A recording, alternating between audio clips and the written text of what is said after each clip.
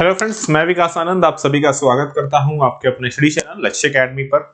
Bihar state phase 2 को लेकर के डेफिनेटली सभी में क्वेरीज चल रही है कि सर ये एग्जाम कब तक होगा, क्या ये बीपीएससी टीआरई 4.0 से पहले होगा या फिर हमें टीआरई 5 पर मौका मिलने वाला है। देखो एग्जैक्टली अभी तक इस पर आयोग ने कोई क्लियरिटी नहीं दी है, लेकिन हमने ऑलरेडी जो आनंद किशोर जी हैं उनको हम लोगों ने मेल भी किया हुआ है, उनको ट्विटर हैंडल पर भी मैसेज डाला हुआ है, इवन उनके इंस्टाग्राम पर भी डाला हुआ है, बीएसईबी के जो ऑफिशियल ईमेल है उस पर भी हमने डाला हुआ है।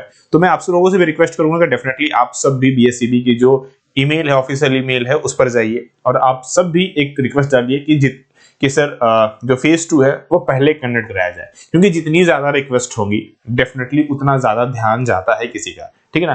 क्योंकि अगर कम लोग हल्ला बोलेंगे, कम लोग ध्यान देंगे, मतलब एक सिंपल सी बात है ना, एक बंदा चिल्लाए और वहीं पर 10 बंदे चिल्लाए और वहीं पर 1000 बंदे चिल्लाए, तो ऑफ कोर्स जिसकी भीड़ ज्यादा होगी, जिस पर गूंज ज्यादा होगी ना, उसको जल्दी लोग सुनना पसंद करते हैं। तो वही चीज अब आपको करना है यहाँ पर कि एस्टेट फेज 2 को लेकर के ये हल्ला बोल करना है कि सर एस्टेट फेज 2 टीआरई 4.0 से पहले कराया जाए, ठीक है। दूसरी इंपॉर्टेंट चीज कि क्या बीएसईबी या फिर बिहार आयोग इतना सक्षम है कि वो एस्टेट को टीआरई 4 से पहले ले ले। क्योंकि अगर मैं बात करूं तो बीपीएससी टीआरई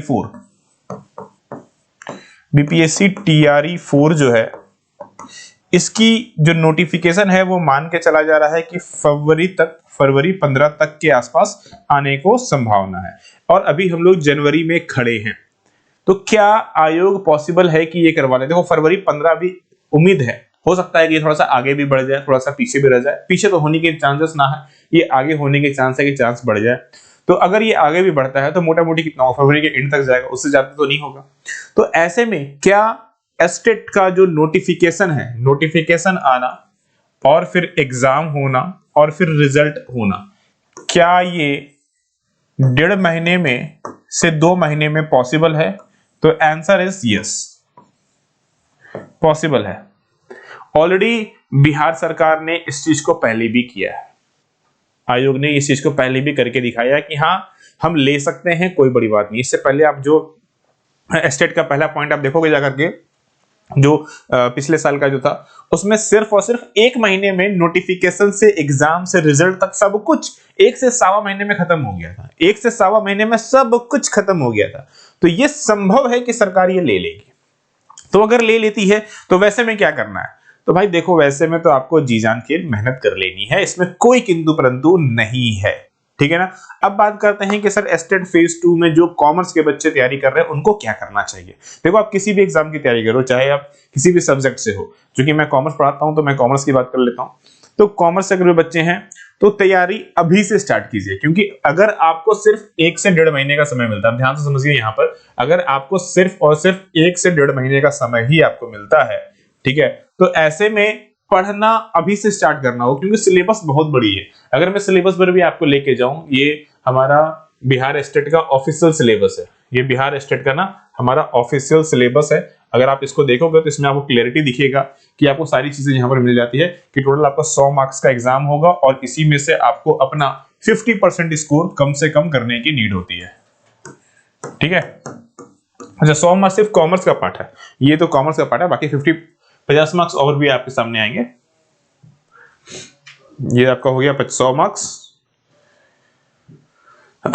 ये रहा 50 मार्क्स अलग है, ठीक है ना। 50 मार्क्स इधर भी आपके पास हैं, यानी कि टोटल आपको 150 नंबर मिलता है। 150 में से कम 50% यानी कि 75 नंबर लाने की रिक्वायरमेंट होती है। इतना आपको, मैं जनरल की बात कर रहा हूं, बाकी अलग अलग कैटेगरी एसटी एससी वगैरह में और डिस्काउंट्स आपके हैं, मतलब कम है, ठीक है ना। फाइनेंशियल अकाउंटिंग, आप देखो यहाँ पर सिलेबस कितनी बढ़िया, वो भी ध्यान दो। जो फाइनेंशियल अकाउंटिंग है उससे 15 क्वेश्चन पूछे जाएंगे, पूरी की पूरी फाइनेंशियल अकाउंटिंग यहाँ पर इन्होंने कवर अप की हुई है। ऑडिटिंग से 10 क्वेश्चन पूछेंगे, पूरा का पूरा ऑडिट आपको पढ़ने की नीड होगी। बिजनेस लॉ में बहुत सारे लॉ है, इंडियन कॉन्ट्रैक्ट एक्ट है, सेल्स ऑफ गुड्स एक्ट है, नेगोशिएबल एक्ट है, पार्टनरशिप एक्ट है, कंज्यूमर प्रोटेक्शन एक्ट है, और इससे भी आपको 10 क्वेश्चन पूछे जाने को है, ठीक है ना। वहीं अगर मैं बात करूं तो कॉर्पोरेट अकाउंटिंग में 15 नंबर आएंगे, कोस्ट से 10 नंबर आएंगे, मैनेजमेंट से 15 नंबर आएंगे, ठीक है। इनकम टैक्स भी पढ़ना है, 10 नंबर उससे भी देखने को मिलने वाला है आपको। बिजनेस मैथमेटिक्स यानी कि जो मैथ का वाला पार्ट है, स्टैटिक्स वाला पार्ट है, उससे भी 15 नंबर देखने को मिलने वाला है, ठीक है। तो ये तो हो गया आपके 100 नंबर पूरा का पूरा कॉमर्स का। काफी बड़ी सिलेबस है, छोटा सिलेबस नहीं है। अगर आप ध्यान से देखोगे तो इसमें जो नंबर ऑफ यूनिट्स की बात करूं तो 8 यूनिट है, और अपने आप में 8वें यूनिट के अंदर ना बहुत सारे सब टॉपिक्स भी हैं। तो सिलेबस तो भाई काफी बड़ा है। यहाँ पर आपको एफर्ट लगानी होगी, पढ़ना होगा और अभी से स्टार्ट करना होगा। फिर बात करूं जो 50 नंबर है उसमें 30 नंबर जो है वो है हमारा टीचिंग स्किल्स को लेकर के, और 20 नंबर जो है वो अदर स्किल्स को लेकर। मतलब ओवरऑल आपको पूरी एफर्ट लगानी होगी, तभी जाकर के पॉसिबल हो सकता है आपका सेशंस कंप्लीट, ना केवल कंप्लीट बल्कि रिविजन्स भी उतनी ज्यादा रिक्वायरमेंट होगी। अब बात आती है कि सर इसके लिए किया जाए। तो देखो ऑलरेडी जो कॉमर्स की तैयारी कर रहे हैं आप सबको पता है कि हमारी न्यू बैच, जी हाँ, फेज 2 को लेकर के, जो हमारा फेज 2 है उसको लेकर के हमारी न्यू बैच ऑलरेडी स्टार्ट हो चुकी है। इसमें इनरोलमेंट स्टार्ट हो चुका है।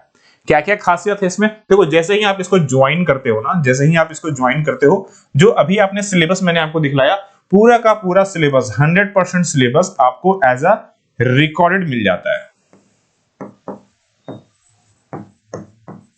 एज अ रिकॉर्डेड ना पूरा का पूरा 100% सिलेबस आपको मिल जाता है। अब उससे क्या होगा कि आप अपनी जो स्टडी है वो आज से स्टार्ट कर लोगे, पूरा का पूरा स्टडी आज से स्टार्ट कर लोगे। उसमें आपको वीडियो क्लास भी मिल जाएगा, पीडीएफ नोट्स भी मिल जाएगा और एमसीक्यू टेस्ट भी मिल जाएगा। ये तीनों चीजें मिल जाएंगी। और जैसे ही कोई अपडेट आती है रिगार्डिंग ऑफ गवर्नमेंट की तरफ से कि हाँ आपकी सेशंस होने वाली है, कि हाँ आपका एग्जाम होगा, वो चीजें होगी, इसमें आपका लाइव भी स्टार्ट हो जाएगा। और ये लाइव आपके नोटिफिकेशन के अकॉर्डिंग होगा। अगर आपको कम समय मिलेगा तो पूरा का पूरा बूस्टर चलने वाला है इस पर। अगर ज्यादा समय मिलेगा हमें तो प्रॉपर्ली डिटेलिंग में चलेंगे, मतलब हर एक चीज को प्रॉपर कवर होगा। तो जिन्होंने अभी तक अपनी स्टडी स्टार्ट नहीं की है, ये मौका है आपके पास। क्योंकि एक चीज मैं आपको अच्छे से बता दूं, टीआरई 4 अभी फिक्स है कि आने वाला है आपका 2-4-6 महीने में। टीआरई 4 खत्म हो जाएगा, मतलब आके खत्म भी हो जाएगा। लेकिन टीआरई 5 कब आएगा इसकी गारंटेड अभी नहीं है। और उसके बाद इलेक्शन भी है और नई सरकार आएगी, फिर पता नहीं क्या होगा। तो आपके पास यही मौका है। तो टीआरई अगर बिहार स्टेट फेज 2 होता है तो उसमें आपका क्वालिफाई होना कंपलसरी है। क्योंकि अभी बच्चे कम हैं, बच्चे बढ़ते जाएंगे ना, जितना ज्यादा आपको टाइम दोगे उतना ज्यादा बच्चे बढ़ेंगे, उतना कंपटीशन बढ़ेगा। तो कोशिश कीजिए कि अपनी पढ़ाई को इस लेवल पर रखें कि भैया 10 दिन के बाद भी एग्जाम होना तो हम तो क्वालिफाई कर जाएंगे। तो इस लेवल पर आपको अपने आप को रेडी रखना है, ठीक है। और पूरी की पूरी जो कंप्लीट सेशन है, अभी आपको 71% का फ्लैट डिस्काउंट चल रहा है। सिर्फ और सिर्फ 1199 में पूरा का पूरा बैच अवेलेबल है।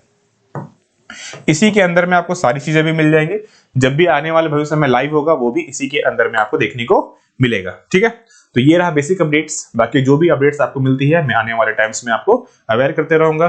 तब तक के लिए प्रॉपर स्टडी कीजिए। मिलते हैं फिर नेक्स्ट क्लास में। आप सभी लोगों को राधे राधे।